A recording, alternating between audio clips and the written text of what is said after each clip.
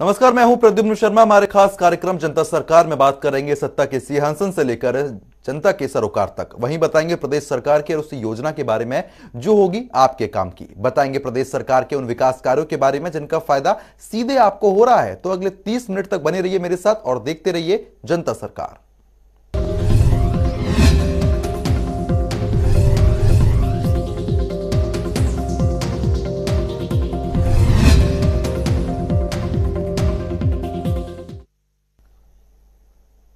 हरियाणा के मुख्यमंत्री मनोहर लाल शुक्रवार को अंबाला पहुंचे, जहां उन्होंने अंबाला कैंट में बन रहे आजादी की पहली लड़ाई के शहीद स्मारक के निर्माण कार्यों का जायजा लिया है। इस दौरान उनके साथ प्रदेश के गृह एवं स्वास्थ्य मंत्री अनिल विज भी मौजूद रहे। वहीं सीएम मनोहर लाल ने कहा कि ऐतिहासिक स्मारक का निर्माण होने से देखने वालों को प्रत्यक्ष रूप से इतिहास की जानकारी मिलेगी। खास रिपोर्ट आप देखिए।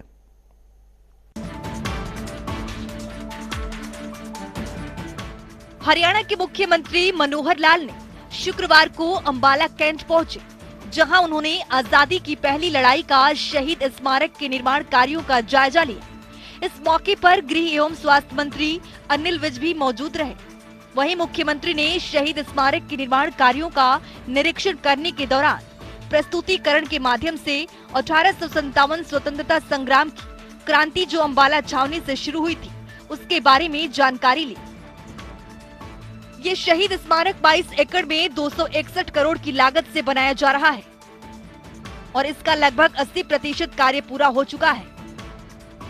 इस स्मारक में interpretation centre, open air theatre, museum, auditorium, water body and connecting bridge, memorial tower, underground double basement parking, information centre, helipad आदि का निर्माण किया जा रहा है।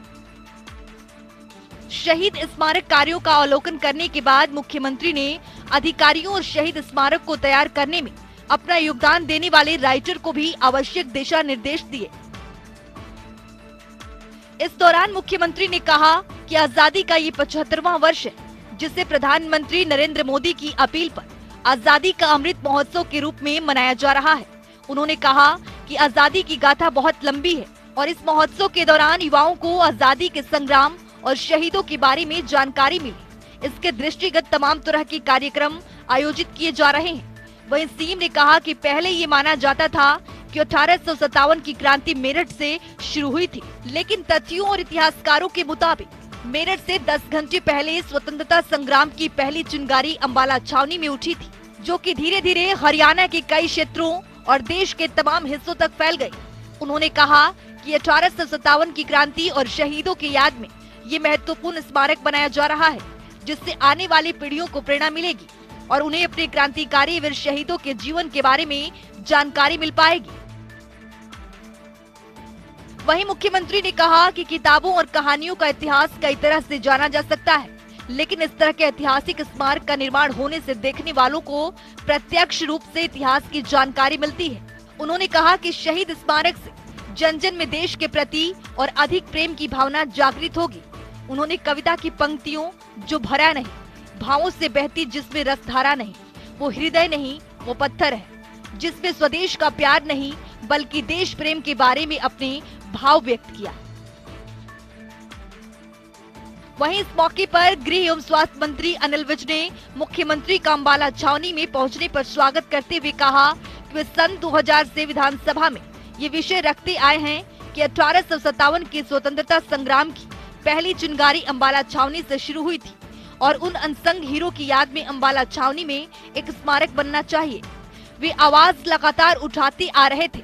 उनका ध्येय भी यही था कि आजादी की जो चिंगारी अंबाला छावनी से शुरू हुई थी उसके बारे में जन जन को जानकारी मिले और शहीद स्मारक के माध्यम से लोग अपने शहीदों की कुर्बानियों और बलिदानों को याद कर उनसे प्रेरणा ले पाए। वहीं उन्होंने कहा कि कुछ दलों ने शुरू से इतिहास पढ़ाया कि आजादी की लड़ाई उन्होंने लड़ी, जबकि ये लड़ाई 1857 में शुरू हो चुकी थी। उन्होंने कहा कि इससे ये बात साफ होती है कि हिंदुस्तान के लोगों में आजाद होने का जज्बा पहले से ही था और उन्होंने आजादी की पहली अलख 1857 में ही जगा दी थी। ऐसे क्रांतिकारी वीर शहीदों का नाम कहीं आगे नहीं आने दिया गया और उनके जीवन के बारे में पढ़ाया नहीं गया और न ही उन्हें याद किया गया। गृह मंत्री ने कहा कि जब हमारी सरकार बनी और उन्होंने शहीद स्मारक की बात मुख्यमंत्री के सामने रखी तो उन्होंने इसे तुरंत स्वीकृति दे दी। वहीं अनिल विज ने बताया कि हिंदुस्तान का ये सबसे बेहतरीन आर्किटेक्चर शहीद स्मारक बन रहा है और इसके लिए इतिहासकारों की एक कमेटी बनाई गई है। इस कमेटी में प्रोफेसर यूवी सिंह को भी लिया गया है और इतिहासकार स्वर्गीय केसी यादव के रिसर्च एवं दस्तावेजों के माध्यम से भी ये साबित होता है कि आजादी की पहली लड़ाई जो 1857 में शुरू हुई थी, वो मेरठ से लगभग 10 घंटे पहले अंबाला छावनी से शुरू हुई थी। वहीं उन्होंने कहा कि हिंदुस्तान का ये एक बेहतरीन और भव्य शहीद स्मारक बनेगा, जिससे जीटी रोड से गुजरने वाला हर एक व्यक्ति जरूर रुकेगा। शहीद स्मारक का कार्य पूरा होने के बाद अंबाला छावनी एक टूरिस्ट सेंटर बन जाएगा, जहां देश के ही नहीं बल्कि दुनिया के पर्यटक यहां पर घूमने के लिए आएंगे। शहीद स्मारक के अलावा इसके नजदीक ही एक साइंस म्यूजियम भी बनाया जा रहा है। इस मौके पर मुख्यमंत्री के अतिरिक्त प्रधान सचिव और सूचना जनसंपर्क एवं भाषा विभाग के महानिदेशक डॉक्टर अमित अग्रवाल, लोक निर्माण विभाग के अतिरिक्त मुख्य सचिव अनुराग रस्तोगी, अंबाला मंडल की आयुक्त रेणु एस फूलिया, उपायुक्त विक्रम सिंह, पुलिस अधीक्षक जशनदीप सिंह रंधावा सहित कई अधिकारीगण मौजूद रहे। जनता टीवी के लिए अंबाला से हरप्रीत सिंह की रिपोर्ट।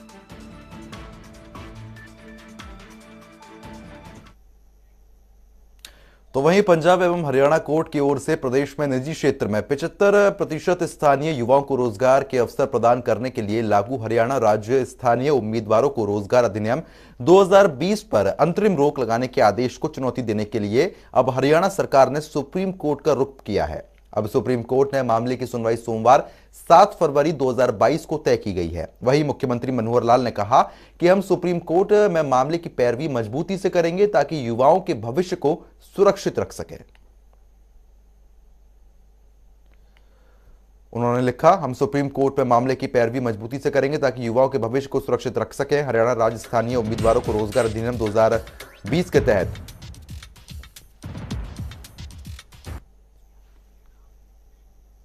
आगे बढ़ेंगे। वहीं मुख्यमंत्री मनोहर लाल ने मुख्यमंत्री अंत्योदय परिवार योजना के तहत चिन्हित परिवारों की आय बढ़ाने को लेकर अधिकारियों के साथ बैठक की है, जिसमें उन्होंने अधिकारियों को निर्देश दिए कि लोग इन योजनाओं के बारे में जागरूक उनको किया जाए, जिसमें चिन्हित परिवारों तक इन योजनाओं का ज्यादा से ज्यादा लाभ पहुंचाया जा सके। साथ ही इस बैठक में अधिकारियों ने मुख्यमंत्री को अवगत कराया है कि दूसरे चरण के तहत अंत्योदय मेले 2 मार्च से 17 मार्च 2022 तक आयोजित होने वाले हैं, जो कि इन मेलों में अधिकारी चिन्हित परिवार के साथ बातचीत कर उन्हें परामर्श देंगे।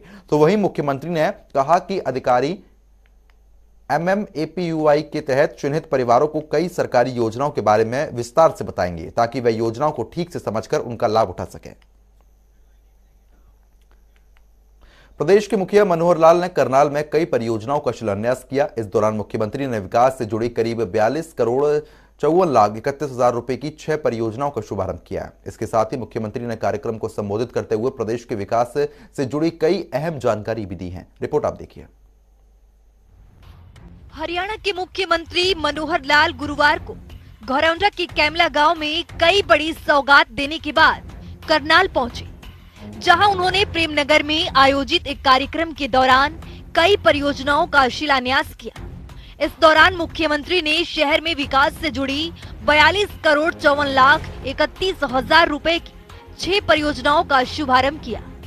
जो कुछ परियोजनाओं का लगभग यानी 6 परियोजनाएं हैं जिनका शिलान्यास उद्घाटन हुआ है, लगभग 42.5 करोड़ रुपए की लागत की ये प्रोजेक्ट है। और जिसमें मुख्य प्रोजेक्ट है ये जो लाइटिंग की व्यवस्था जिसकी आज शुरुआत की गई है, स्ट्रीट लाइट की LED लाइट्स, लगभग 25,000 लाइट से पूरे शहर में लगेंगी। पहले चरण में आज ये लाइटिंग यहाँ शुरू की गई है। चाहता तो था मैं किसी और कोने से शुरू किया जाए, लेकिन मुझे मालूम नहीं क्यों क्या सोच करके मेरे घर के सामने एक लाइट जलाऊंगा ऐसा करके और यहां से उद्घाटन किया गया है। इसके लिए मैं धन्यवाद करता हूं। रामनगर क्षेत्र में इसका लाभ सबसे पहले हुआ है। आप लोग सौभाग्यशाली हैं। मित्रों, ये स्मार्ट सिटी का जो प्रोजेक्ट है पिछले कुछ सालों से शुरू हुआ, लेकिन गति थोड़ी कोविड के कारण से कम हुई थी। अब वो गति आगे एक प्रकार से बढ़ रही है। तो चलिए आपको ग्राफिक्स के जरिए समझाते हैं कि मुख्यमंत्री ने किन किन परियोजनाओं का शिलान्यास किया। स्ट्रीट लाइटिंग के तहत करनाल में 25,000 एलईडी लाइटें लगेंगी। वहीं राजकीय वरिष्ठ माध्यमिक विद्यालय में खेल सुविधाओं का विकास होगा। उत्तम नगर पार्क को विकसित किया जाएगा। हेरिटेज कॉरिडोर परियोजनाओं के तहत गांधी मेमोरियल हॉल का सौंदर्यीकरण होगा। छावनी चर्च टावर का सौंदर्यीकरण के साथ साथ कोस मीनार के पास भी सौंदर्यीकरण होगा। कुंजपुरा रोड से कैलाश रोड तक नई बिटुमिन युक्त सड़क और प्रीतम नगर पार्क का निर्माण होगा।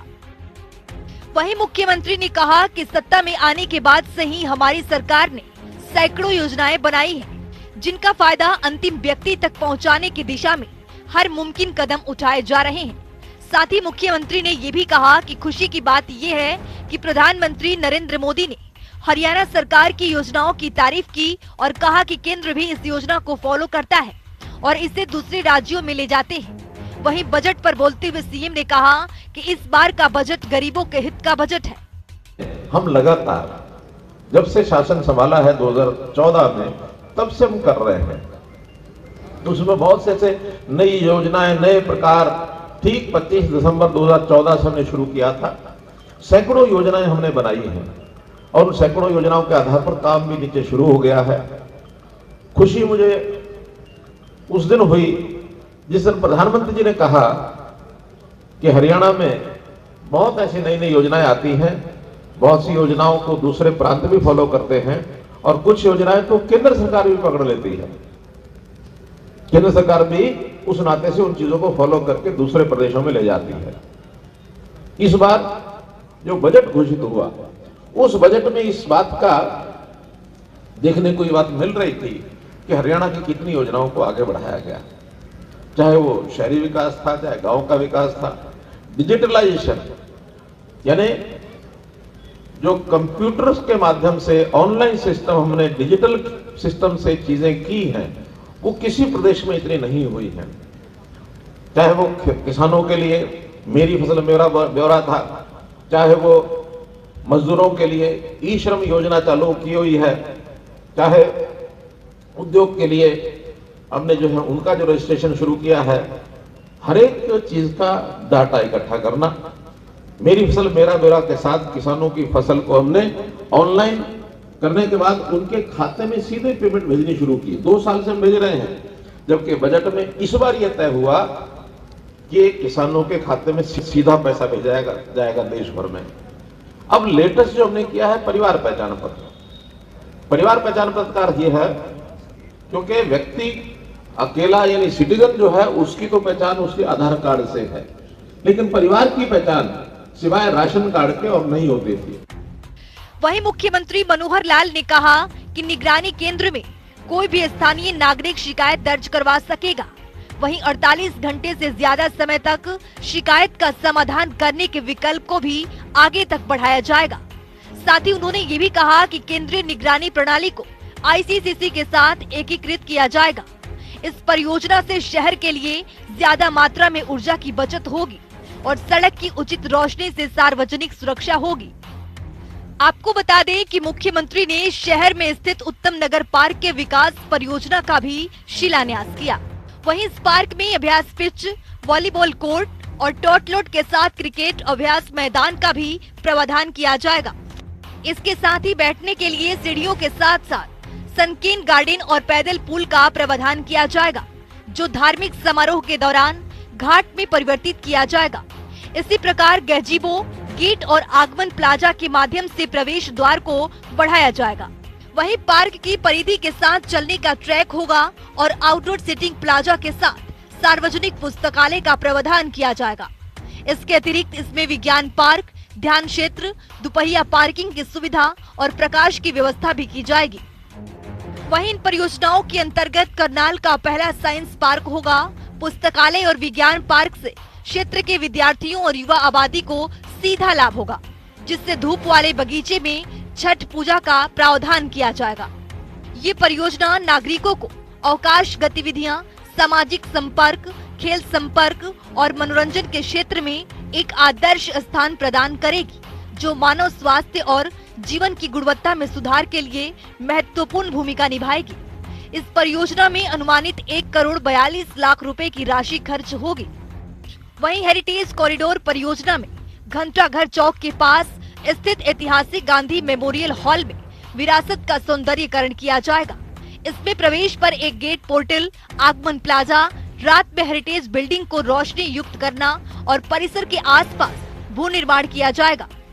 दरअसल गांधी मेमोरियल हॉल करनाल की प्रमुख विरासतों में से एक है, जो पुरातत्व विभाग के तहत एक राज्य घोषित स्मारक है। ये परियोजना करनाल के नागरिकों के बीच शहर की विरासत के प्रति जागरूकता को बढ़ाएगी। इसी प्रकार हेरिटेज कॉरिडोर से जुड़ी एक अन्य परियोजना में NDRI के सामने छावनी चर्च टावर परिसर का सौंदर्यीकरण किया जाएगा। मुख्यमंत्री ने बताया कि इस परियोजना में श्रीमद् भागवत गीता द्वार से कर्ण गेट तक हेरिटेज कॉरिडोर के 3 किलोमीटर के विस्तार का प्रस्ताव शामिल है। ये कॉरिडोर शहर के सांस्कृतिक पर्यटन के विकास के लिए आवश्यक है, जिसको लेकर इसके सौंदर्यीकरण से मौजूदा निर्मित विरासत में वृद्धि होगी और मीनार रोड सेक्टर 4 में मधुबन के समीप ऐतिहासिक कोस मीनार का सौंदर्यीकरण भी किया जाएगा। इसमें मौजूदा स्मारक को LED लाइट के साथ प्रकाशमय बनाया जाएगा। आसपास के स्थान को सुशोभित और परिभाषित करने के लिए मीनार के दोनों किनारों पर प्लाजा को जोड़ने का काम किया जाएगा।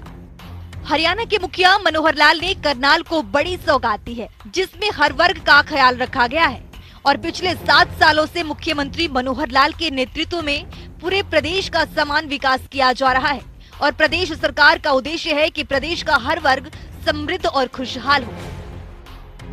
करनाल से कमरजीत विर्क की रिपोर्ट। तो चलिए खबरों में आगे बढ़ेंगे। हरियाणा के कैबिनेट मंत्री रणजीत सिंह ने शुक्रवार को अपने आवास पर कार्यकर्ताओं से मुलाकात की। इस मौके पर उन्होंने आमजनों की समस्याओं को भी सुना है और मौके पर ही लोगों की समस्याओं का समाधान भी किया। इस दौरान कैबिनेट मंत्री चौधरी रणजीत सिंह चौटाला ने पत्रकारों से बातचीत करते हुए कई मुद्दों पर अपनी प्रतिक्रिया दी। उन्होंने पिछले दिनों पेश किए गए केंद्रीय बजट की जमकर सराहना करते हुए कहा कि केंद्रीय बजट में हर वर्ग के लोगों का ध्यान रखा गया है, जिससे देश भर के लोगों को काफी फायदा मिलेगा। इस बजट में किसानों के हितों को देखते हुए भी काफी घोषणाएं की गई हैं, जिससे किसानों को भी लाभ मिलेगा। वहीं उन्होंने पीएम नरेंद्र मोदी और वित्त मंत्री निर्मला सीतारमण की भी जमकर तारीफ की है और साथ ही साथ शानदार बजट पेश देने के लिए भी आभार जताया है।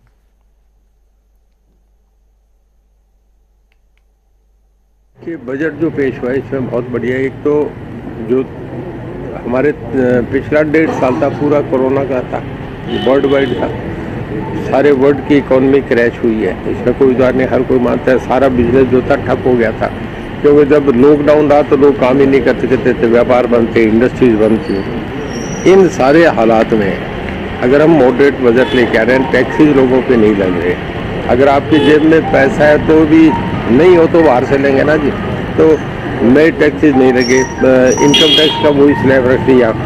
इसके बाद सबसे ज़्यादा इस पर एम्फेसाइज करा गया है कि MSP के लेके जो किसान आंदोलन चला था उसमें 3.25 लाख करोड़ रुपया स्टेट गवर्नमेंट को दिया गया ताकि हम उसको प्राइसेस नीचे नहीं आए, किसान दबे ना। वो 3.25 लाख करोड़ रुपया सेंट्रल गवर्नमेंट ने इस बजट में रखा है। 1 लाख करोड़ किसानों को इस बात का दिया गया है 50 साल तक स्टेट गवर्नमेंट को, ताकि उस फंड को जो है वो एक लंबे समय तक के लिए 50 साल के बहुत नॉमिनल इंटरेस्ट पे दिया गया है। ये बहुत अच्छा है। बाकी मैं समझता हूँ कि हर तरीके से इसमें करके कराया गया। सोलर पावर को बहुत दिया गया है ज़्यादा से ज़्यादा, ताकि पोल्यूशन ये मामला, क्योंकि ग्लोबलाइजेशन का मामला है, ये नहीं आए तो इस पर पूरा वर्ल्ड का इंटरनेशनली रोज़ कॉन्फ्रेंस हो रही है। बहुत अच्छा सोच के बैलेंस दिया। मैं तो इस मामले में हमारे माननीय प्रधानमंत्री जी को और हमारे ऑनरेबल फाइनेंस मिनिस्टर ने बधाई देता हूँ कि कंडीशन जो रिमेनिंग कंडीशन थे इसमें इससे बढ़िया बजट नहीं हो सकता। तो वहीं बिजली मंत्री रणजीत सिंह ने हरियाणा के लोगों को कोरोना से सावधानी बरतने की अपील करते हुए कहा कि तीसरी लहर का संक्रमण का कमजोर जरूर है और करीब 70% लोग इसकी चपेट में आए हैं, स्वस्थ भी हो रहे हैं, लेकिन फिर भी सावधानी बरतना जरूरी है। वहीं उन्होंने बताया कि गांव को बेहतर विकास की ओर ले जाने के लिए बिजली विभाग की ओर से ये बनाई गई योजना के बारे में जानकारी दी। सेकेंड वेव थी, उतना खतरनाक नहीं था, बहुत माइल्ड था, और मेरे ख्याल में लोगों को पता नहीं लगा, 70% लोगों को ओके निकला है। किसी को बुखार हो गया, किसी को जुकाम हो गया, लोग घर में पैरासीटामोल ले ली, कैरोसिन ले ली, किसी ने सीरियसली लिया नहीं। मेरे घर में भी मेरे 10-12 ड्राइवर, गनमैन, सर्वेंट, खाना बनाने वाले, उनको हो गया।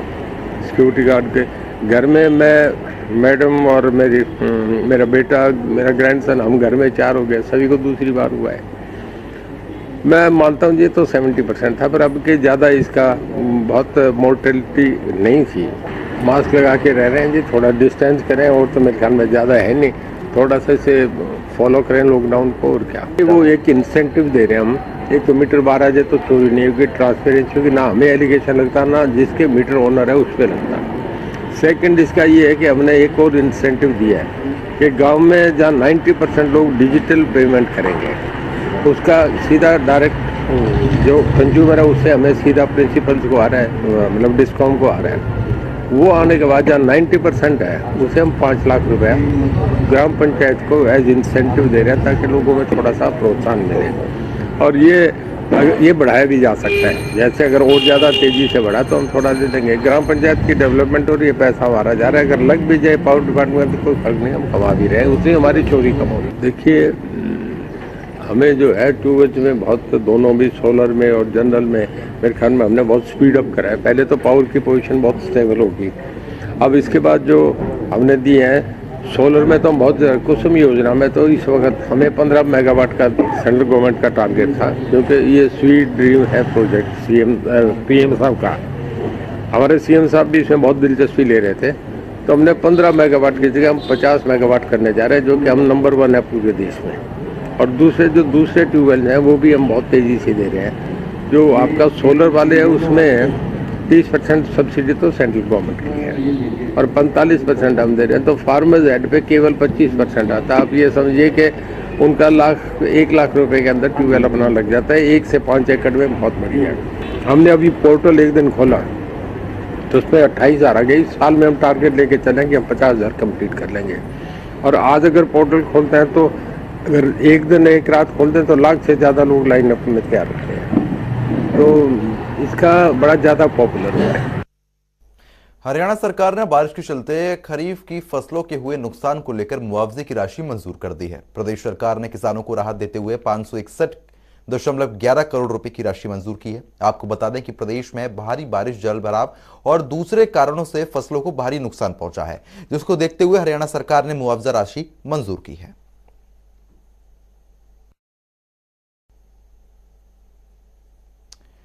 तो किस जिले में कितनी राशि दी जाएगी? हिसार की बात की जाए 172 करोड़, तो वहीं भिवानी की बात की जाए 127.2 करोड़, फतेहाबाद की बात की जाए 95.29 करोड़, सिरसा में भी 72.86 करोड़, चरखी दादरी की बात की जाए 45.24 करोड़, झज्जर में 24.51 करोड़, सोनीपत में 12.26 करोड़, रोहतक में 10.45 करोड़, पलवल में 58.28 लाख, नुहू की बात की जाए 52.5 लाख, करनाल में भी 3.78 लाख, गुरुग्राम में 10,000 रुपए। फरीदाबाद विधानसभा क्षेत्र में FMDA के तहत बनने वाली सड़क निर्माण कार्य का निरीक्षण करने विधायक नरेंद्र गुप्ता पहुंचे। इस दौरान उनके साथ कई अधिकारी मौजूद रहे। वहीं विधायक नरेंद्र गुप्ता ने क्षेत्र का दौरा कर स्थानीय लोगों से भी मुलाकात की और उनकी समस्याओं को सुना है, जिसके बाद उन्होंने सभी की जल्द से जल्द समस्याओं का समाधान करने का आश्वासन भी दिया है। जिसके बाद विधायक नरेंद्र गुप्ता ने FMDA अधिकारियों के साथ सड़क निर्माण और सुविधाजनक शहर बनाने के लिए चर्चा की है। इस दौरान विधायक ने यह भी बताया कि जल्द ही सेक्टर 14, 15, 16, 17 को जोड़ने वाली मुख्य सड़क का निर्माण कार्य शुरू कर दिया जाएगा। वहीं FMDA अधिकारी सुधीर राजपाल ने भी सड़क निर्माण को लेकर जानकारी दी है। उन्होंने कहा कि किसी भी पेड़ को काटे बिना ही सड़क का निर्माण किया जाएगा और लोगों को तमाम तरीके की सुविधा दी जाएगी, जिससे शहर को आधुनिक रूप से बनाया जा सके और साथ ही साथ PWD के नियमों का भी ध्यान रखा जाएगा। सारी सड़कों का दौरा करने के बाद में अधिकारियों के साथ चर्चा करने के बाद में इस निष्कर्ष निकला है कि ये रोड जो बनेंगी एक डेवलपिंग शहर ना समझ के डेवलप्ड शहर के हिसाब से रोड बनेंगी। जो हमारी प्लानिंग है एज टू एज, जो मकान बने हुए हैं वहाँ तक की प्लानिंग करके मुझे उम्मीद है कि देखने दिखाने वाली रोड बनेंगी और जल्दी आपके सामने नया फरीदाबाद देखने को मिलेगा। देखिए, जो चर्चा में बात बिंदु निकल के आए हैं, हम लोगों ने कोशिश की है अधिकारियों के साथ मिलकर कि जो पानी की निकासी की समस्या भी दूर होगी, पेड़ों को भी नहीं काटा जाएगा। अगर हमें कोई साइकिल ट्रैक को घुमाव देकर बनाना होगा तो उसको भी बनाएंगे। और मेन रूप से जो रोडों पे जो पीडब्ल्यूडी का कोड है तो इसे 2% से 2.5% तक स्लोप देकर बनाएंगे, जिससे कि सड़कों को टूटने से भी बचाया जा सके और सड़कों के बीच में भी पानी ना खड़ा हो। इनका काम चालू हो गया है और आज वही मैं बीच में देखने आया था कि क्योंकि काम की अभी शुरुआत ही है तो उसको कैसे एक अच्छे ढंग से प्लान करना है, जिससे कि इन सड़कों को, दोनों सड़कों को जो अभी शुरू हो चुकी हैं, एक बड़ी मॉडर्न लुक दी जाए और एक इनकी ऐसी फिनिश आए जिससे कि इनमें कोई लॉन्ग टर्म प्रॉब्लम ना आए इन सड़कों पे। तो हम इस चीज़ की कोशिश करेंगे कि जो पानी इकट्ठा हो जाता है उसकी निकासी के लिए ड्रेनेज सिस्टम प्रॉपर हो, ताकि हालांकि सड़कें हम सीमेंट की बना रहे हैं पर फिर भी पानी से हमने इन सड़कों को बचाना है। तो हम जो यहाँ की एजेस है सड़क की, हमारी जो विड्थ है उस तक हम इंश्योर कराएंगे कि पानी ना इकट्ठा हो, ड्रेन्स हमारी फंक्शन करें और जितनी भी यहाँ पर एक अच्छी ग्रीनरी है वो ग्रीनरी मेंटेन रहे। और साथ ही साइकिल ट्रैक इन सड़कों के साथ हम बनाने जा रहे हैं, जिससे कि जो भी हमारे यहाँ के नागरिक एक साइकिल को अपना मोड ऑफ कन्वेंस यूज़ करना चाहते हैं और हम उसको पॉपुलराइज भी करना चाहते हैं, वो यहाँ पर यूज़ कर सकते हैं। तो फिलहाल जनता सरकार बने रहिए आप हमारे साथ। नमस्कार।